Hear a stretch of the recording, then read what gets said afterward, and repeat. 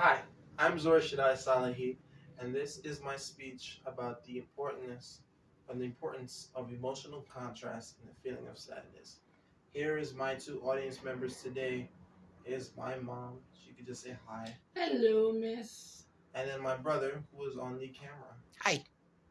All right, now we've got those introductions. That was fast. Those introductions out the way. Now is the speech. Emotions can be taken in by the public in a very black and white manner. We either see them as feelings meant to be enjoyed and taken in constantly, or by things that can be completely avoided. That is best seen in the cultural digestion and zeitgeist and dichotomy between happiness and sadness. One is the golden standard of emotion, while the other is seen as a sort of bubonic like plague that should be avoided.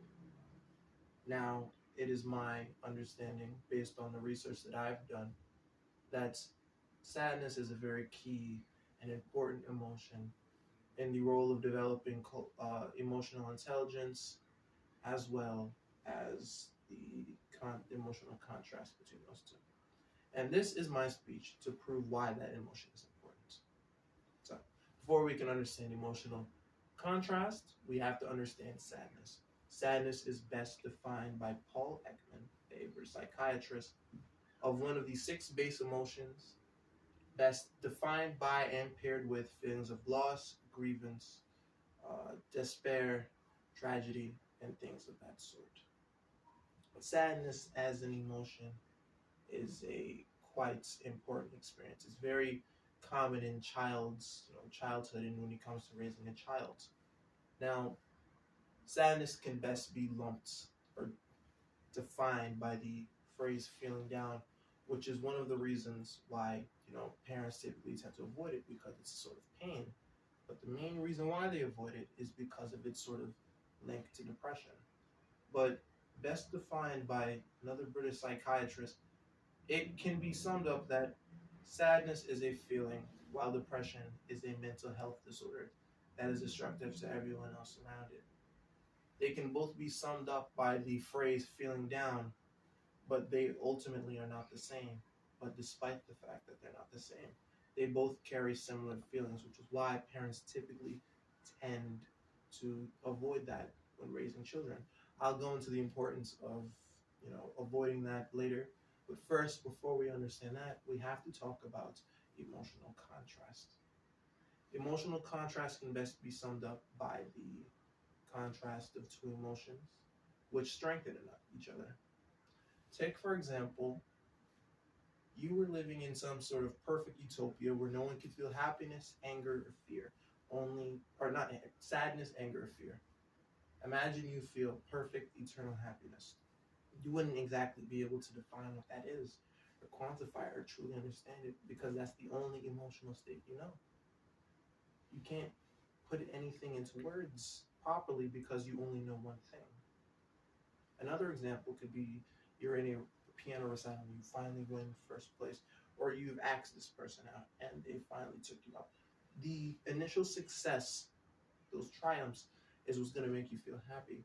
But paired with the tribulations of maybe you playing in front of people and messing up, or you losing other recitals, or you being lonely before, or you messing up, asking someone out, those are the things that are going to increase the feelings of happiness and make it feel more understandable. That enhances it. You can't truly feel happiness unless you've actually felt sadness, and you can't truly feel sadness unless you've actually felt happiness. Now that we understand the importance of emotional contrast, we'll come back to what I said before. How sadness is an important thing to feel, and avoiding it is detrimental, especially to child growth. Best said by the Canadian Division of Mental Health. Sadness is a very important thing to have. And without it, when you're raising children, they'll tend to grow up more manic and shallow. They don't have emotional depth. They won't be able to properly express themselves emotionally because they were never able to deal with sadness growing up. Another British psychologist, thinking it was Brittany Taylor, she talked about the negatives of of avoiding sadness. Though it might feel good to dodge it temporarily at first, it leads to other side effects, some mental, some physical. It could lead to depression, it could lead to increased heart rates, it could lead to a closer uh, chance at having heart issues and diabetes, or it could just make you more quick to anger and quick off the draw. These avoiding sadness doesn't, you can't put it away. It only bottles itself up, ready to be exploded later on in life. This was my speech about sadness and despair. As we've seen, sadness is a very core emotion. It's one of the six basic emotions.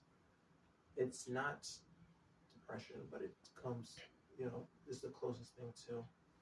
But it's important to feel these emotions as a human being. It's a part of development, and it's a part of you becoming who you are. And if you didn't have it, you wouldn't be able to truly understand things. It's all a part of nature's need for balance, and it's one of the things that makes life beautiful. Thank you very much for hearing me.